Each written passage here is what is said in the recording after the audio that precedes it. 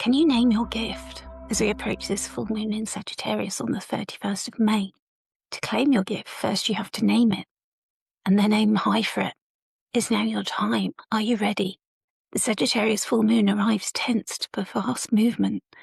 Think of the wild horses often associated with this sign. At first they gather, still, sensing the wind and its message, yet they are ready to gallop at any moment, changing direction just as the time is right. Maybe Gemini season has already brought you this feeling of standing at a crossroads while the wind changes direction around you. So many messages have arrived. Plans could have shifted.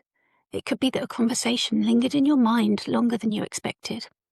Something that once felt stable to you is revealing itself to be transitional. You simply realize that you have already outgrown a version of yourself that you've been trying to carry forward. This moon connects us to what feels alive in us.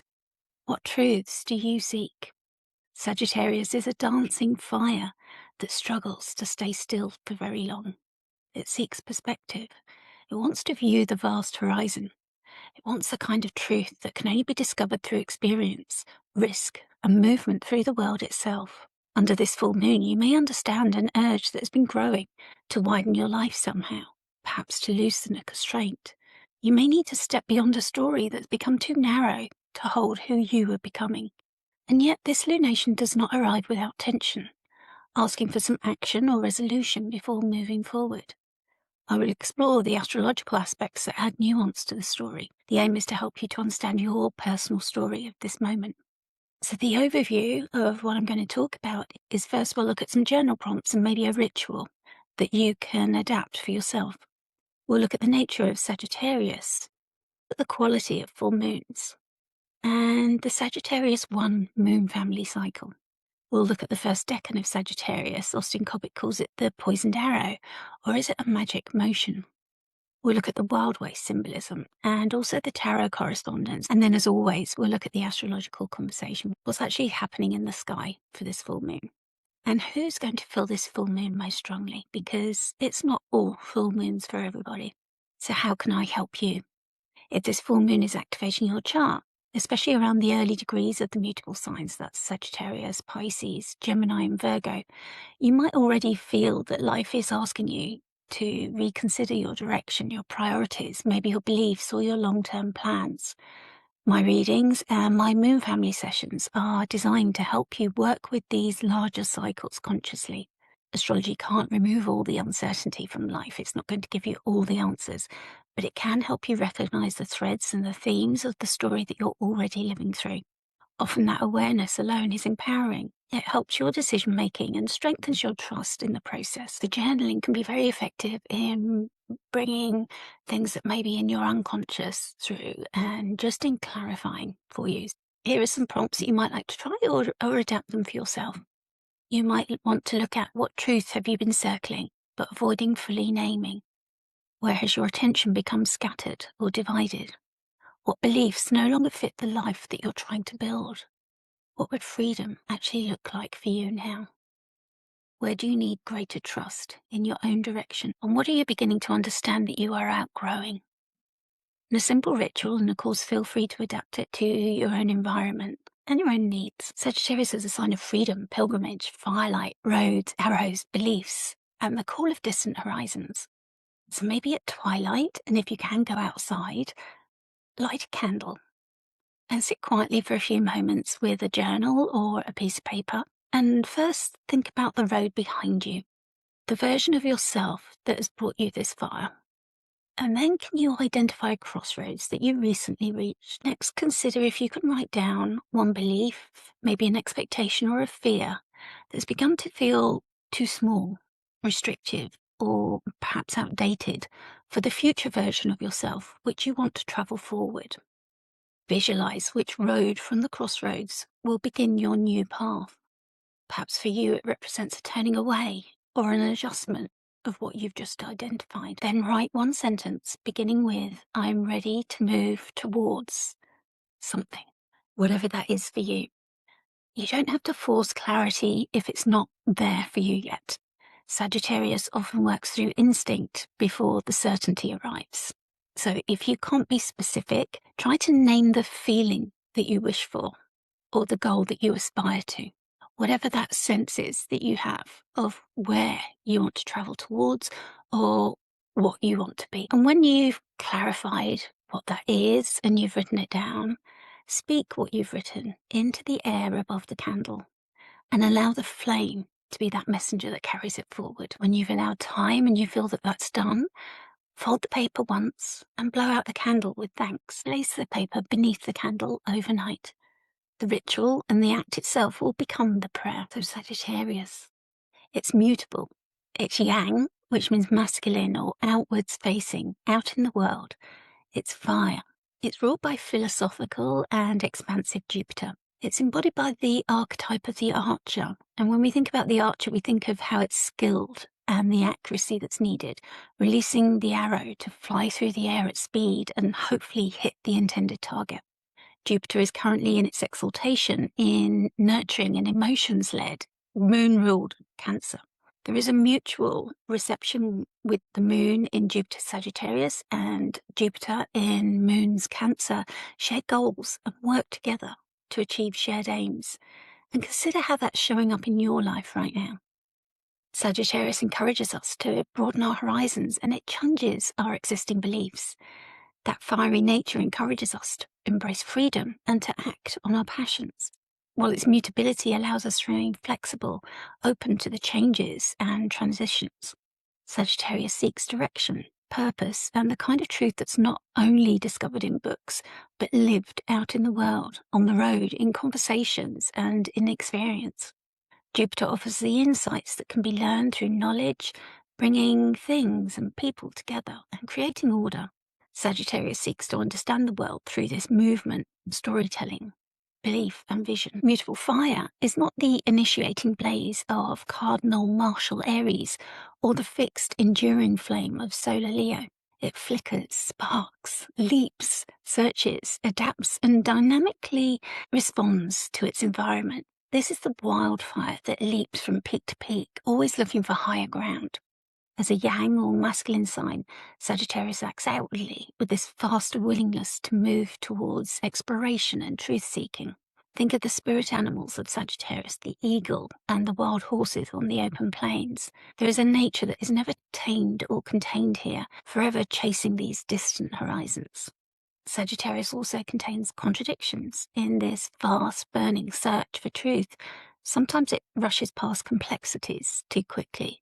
Mercury, who enjoys finding the devil in the detail, is in exile here, and it feels like he has his arms crossed, sort of refusing to help out under the Sagittarius T's and C's that he hasn't paid any attention to. A full moon in Sagittarius is asking us to seek meaning, to aim higher, and to illuminate our belief systems, as well as those cracks in them that Mercury is seeking to exploit. As a mutable fire sign, Sagittarius burns away any stagnation, inconsistencies, and falsehoods. It needs that freedom and growth, that vision to feed the flame, but the shadow side may also wrestle with restlessness, fanaticism, and burnout. Full moons are defined by oppositions. We find the sun and the moon are opposing each other in the sky. This time marks the halfway point in the lunar monthly cycle, illuminating what was hidden from us at the new moon. The moon is at its brightest, lighting up the night sky and fully reflecting the light of the sun, symbolically showing us both what is completed and what we must now prepare to release as we move towards the end of the cycle. Full moons, particularly when they impact personal placements in our own charts, so not all full moons, you say, can bring emotional clarity, fruition, a peak, and at times relational tension, sometimes even emotional catharsis, culmination, endings or revelations, or moments of heightened awareness. What has been building beneath the surface becomes difficult to ignore now. The truths revealed may ask for integration. There can be a time of heightened awareness, discomfort, and disruption for some of us. The seeds planted during the new moon, either 2 weeks before this full moon was in Taurus, or 6 months before, in this case the Sagittarius new moon on the 18th of December in 2025, come to fruition now. This full moon is occurring across the Gemini-Sagittarius axis as the sun shines opposite in Mercury-ruled Gemini. It's co-present with the awakening and disruptive planet Uranus. Gemini communicates through questions and collects information from many different sources. Sagittarius is seeking one true answer and aims to find a guiding philosophy or a meaningful worldview. So under this lunation, you may notice tension between an overwhelming volume of data and your instinct or your intuition, perhaps between facts and personal belief, or remaining open-minded and finally committing yourself to a path. If this full moon is activating your birth chart, then you will likely have a moon family story that began in December 2024. Identifying the story will help you understand what is coming up for you right now. Astrologically, we have multiple lunar cycles occurring simultaneously. The moon cycles can be tracked in different ways depending on what you're seeking and how you want to work with the moon.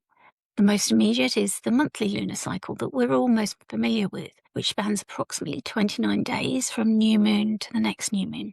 There is also a 6-month cycle between a new moon and the subsequent full moon in the same sign, when those seeds planted at the new moon come to a fuller fruition. So you can look back over your last 6 months and see what's been growing for you in this time. This full moon is also part of a lunar gestational cycle or moon family. These are patterns that unfold over 27 months or just over 2 years, marked by key lunation phases as the moon returns to the same degree of the zodiac. Or think of it as an address that the moon returns to, and it's in a progressing relationship with the sun. So every time it returns to that address, which it does every month, but the point is that each time it returns to it and it hits that exact relationship with the sun. So it's either in that new moon relationship, in a first quarter relationship where the sun is squaring it, it's in a full moon relationship where the sun is opposite it, or it's in that last quarter relationship where the sun is squaring it again. So that's what we're looking for to mark these pivot points on this story. Moon families were introduced by astrologer Dietrich Pessin and are outlined in her book Lunar Shadows 3.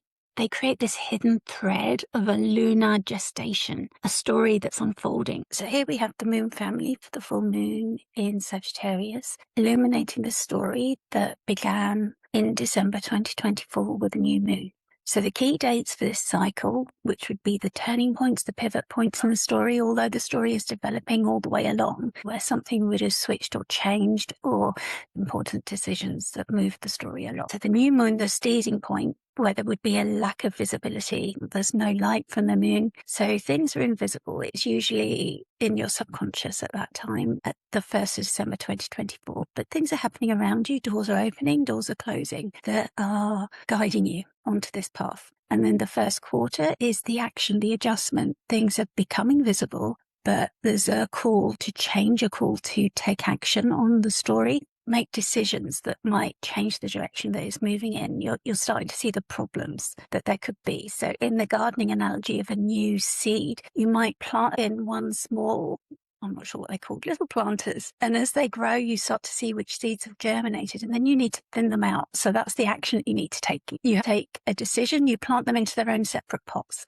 You're giving them their own little homes. And that would have been at the 31st of August, 2025. And then we come to the full moon, which is now the fruition, the culmination of that story. It's like that seed has now grown and you can see the flower, the color that it is. Maybe you planted an assortment of seeds at the new moon, and now you can see exactly what plants are grown. It's not time to harvest it, maybe, if it's fruit that you're growing, but you can see exactly how well it's going to grow, what it's producing. And that's now the 31st of May at 9 degrees of Sagittarius. And then in the last quarter, we move into this integration phase. And that's just as important a phase. It's you deciding what you're going to keep from the story and what you're going to release, what you're going to integrate. So again, in the analogy of seeds, maybe you're going to keep seeds from the plant. Maybe you're going to cut it back and plant something new next year. It's those kind of decisions. And that will be in February 2027. So the story continues on from this full moon.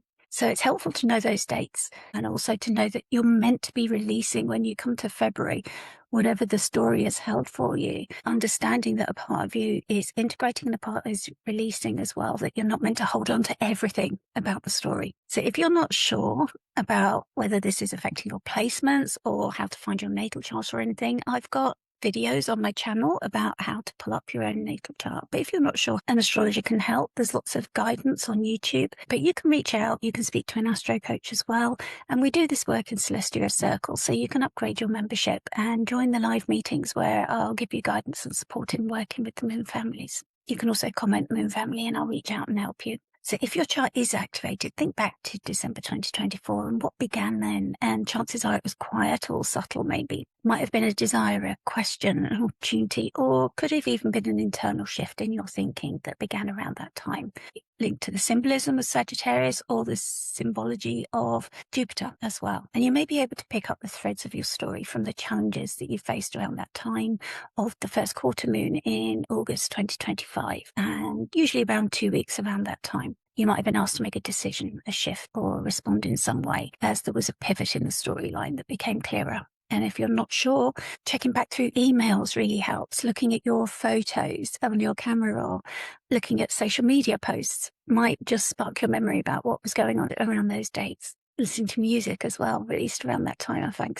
can sometimes help. Moon families unfold across roughly 27 months, and they reveal this evolving relationship between our instinct, taking action, visibility, and integration. So it's this whole cycle that's happening. And this full moon is marking this culmination point of this Sagittarius story that started in December 2024. Please do share if this cycle is calling to you. I do love to hear your stories, and I'm always seeking case studies to work with and document. So this moon family may be especially active and personal if you've got natal placements around 3 to 10 degrees of the mutable signs, that's Sagittarius, Gemini, Pisces, and Virgo. And also around the same degrees, those early degrees of the fire signs as well, Sagittarius, Aries, and Leo. You might have Jupiter as your perfection lord of the year, or if Jupiter is your solo return ascendant ruler. So these interconnected lunations are emphasizing these themes of exploration, learning, and visionary growth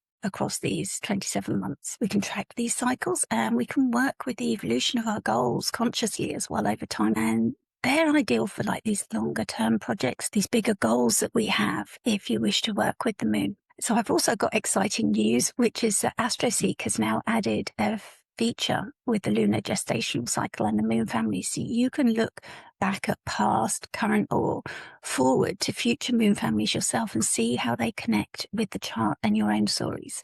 This is a free resource. It's available to all and it's live for testing. So please do feedback if you do find any issues with it as it's newly launched. Search for the lunar gestational cycle, search for moon families, and you can also go to the moon calendar or look under the free horoscopes, look under Astro Tools, and then the lunar gestational families and moon cycles.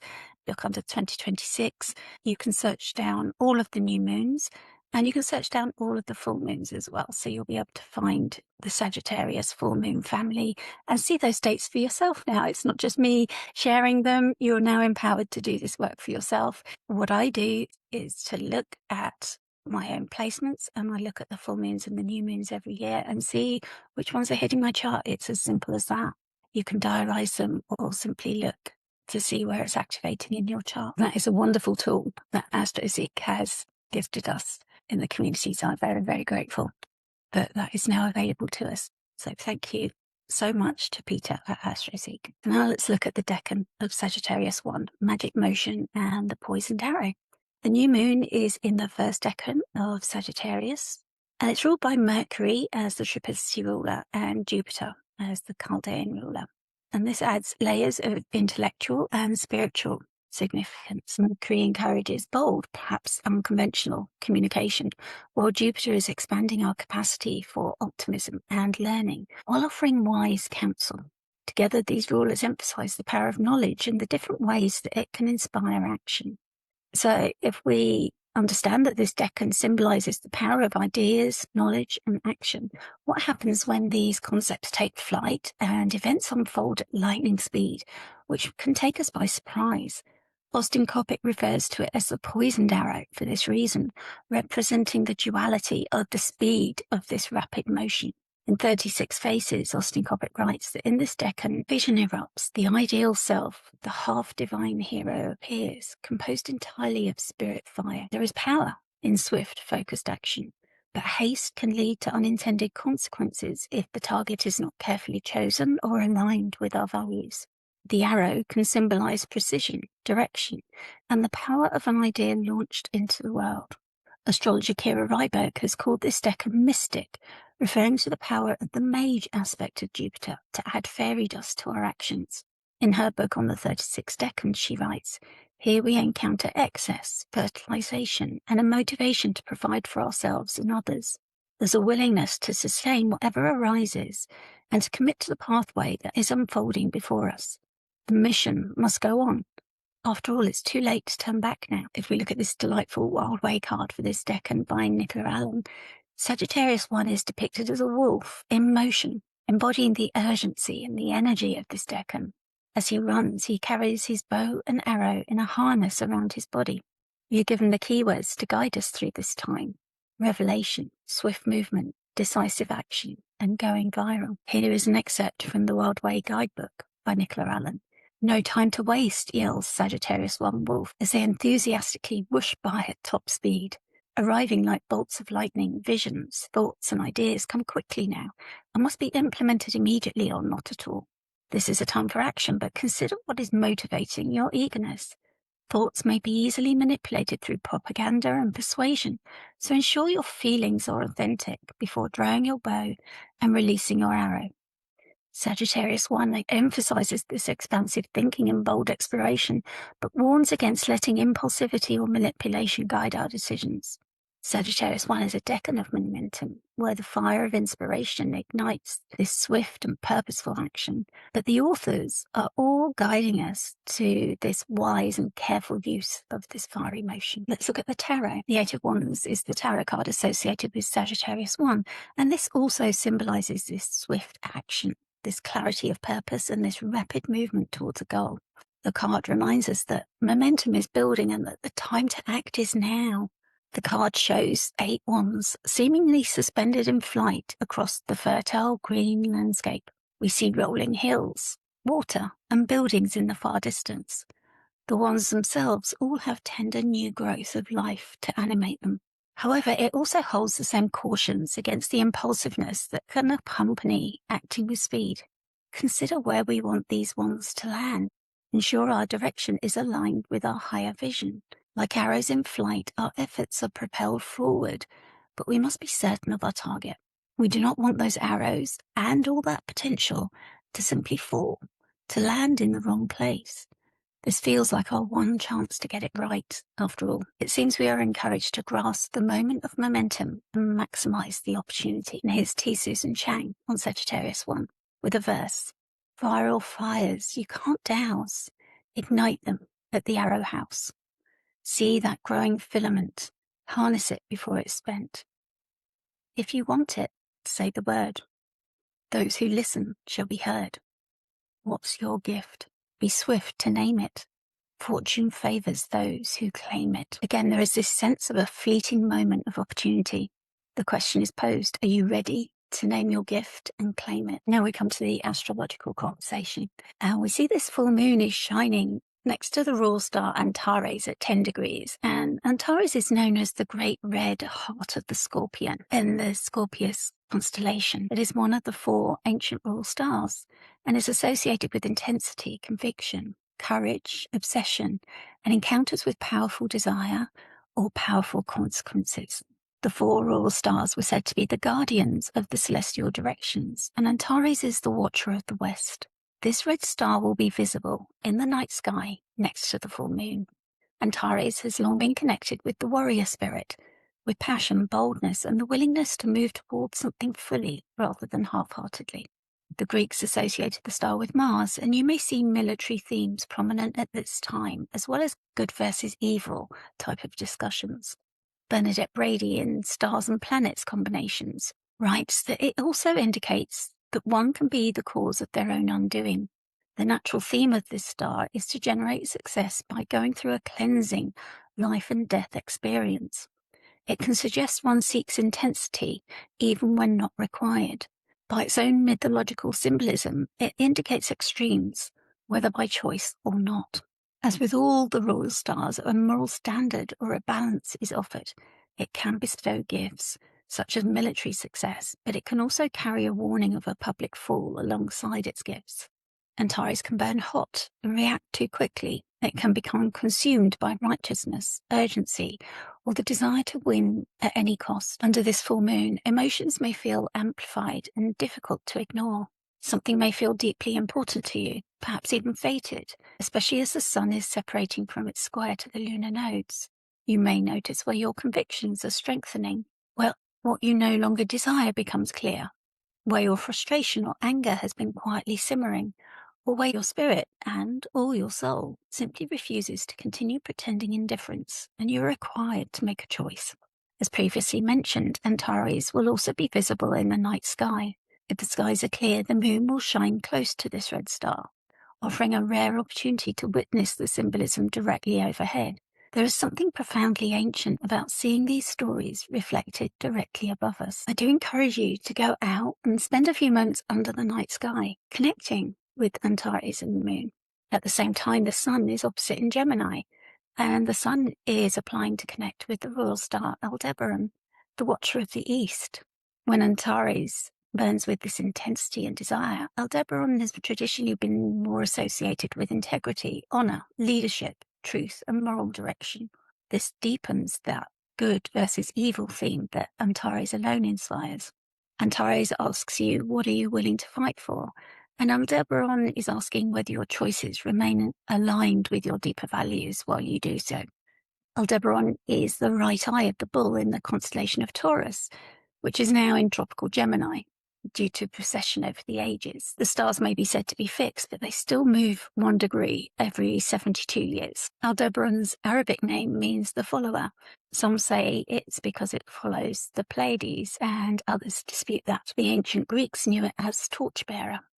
The moon has only just separated from its opposition with Uranus in Gemini just hours before. Uranus is known as the awakener. It is disruptive and offers a pull to freedom by destabilizing. It interrupts routines and breaks open mental patterns that have become too rigid or too small. Oppositions with Uranus might bring intense or surprising encounters with people, sudden or unexpected news, changes in circumstance, or the feeling that life has moved the furniture or flipped the script while your attention was diverted. You may experience this as overstimulation, racing thoughts, perhaps interrupted sleep or emotional unpredictability. Others may feel a sudden urge to break free from something that has quietly become constrictive. This has been a theme since the sun also met with Uranus in Gemini on the 22nd of May. The Gemini sun, co-present with its ruler Mercury, already brought in a season emphasizing information, communication, data, narratives, conversations, and competing perspectives. But now the sun meeting Aldebaran asks for honesty within all of that movement and flow. You may now realize that some parts are no longer sustainable because they require you to betray something essential within yourself, to overstep a line that you hadn't realized before was even there. The moon and the sun have also just separated from a square to the nodes in Pisces and Virgo, moving us out of a fated cardinal cross. The sun squaring the nodes marks the halfway point between eclipse seasons. You may wish to reflect on the changes you have seen, your personal growth since the February-March eclipses, and what you hope to achieve in the next 3 months. This can create the feeling of standing at a karmic crossroads.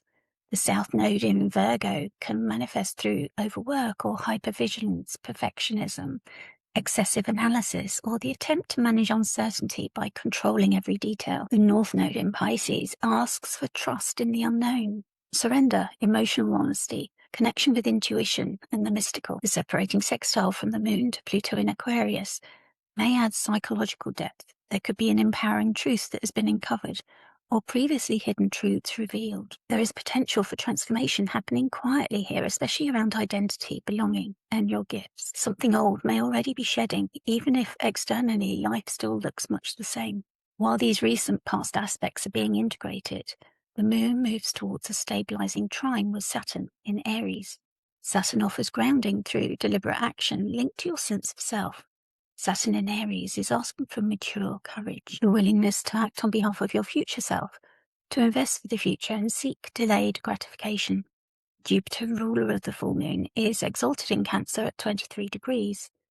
Jupiter does not behold Sagittarius directly. It is said to be averse and cannot offer direct support. However, as well as being exalted in Cancer, it is also in its own bound. In Cancer, Jupiter seeks emotional nourishment, protection, belonging, memory, and genuine care. The moon and Jupiter have a mutual reception here as they each in the sign of the other's rulership. and thus they share similar aims and goals, working well together to achieve them. So who might feel this moon most strongly? We all experience it at different levels of intensity, but this lunation may be particularly significant for those with natal placements of personal planets or angles, that's the ascendant, descendant, the MC or the IC, between roughly 6 to 11 degrees of Sagittarius, Gemini, Pisces, Virgo, and also Aries and Leo. Also those whose perfection node of the year, also the return ascendant, is Jupiter. And finally, the speed of events around this full moon may leave you feeling like time itself has sped up. You may already have a sense that something needs to change. You may still be trying to negotiate with the familiar. Feeling tension is understandable. Mutable seasons can often feel unsettling while we're moving through them. This full moon is inviting us to harness Sagittarius's boundless energy and optimism. In the wise words of T. Susan Chang, be prepared to name and claim your gift. With courage, clarity, and focus, we can be ready to draw our bow, to aim, to release the arrow, and to trust in the journey ahead. Stay patient with any delays or obstacles, and ensure that you're aligned with your values. So I hope that's been helpful. If you've enjoyed this, please do remember to like, subscribe, and comment. I know you hear it every time, but it really does help for a small channel, just to let the algorithm know that there is somebody out there that's interested. Okay, thank you so much for joining me. Travel well, friends.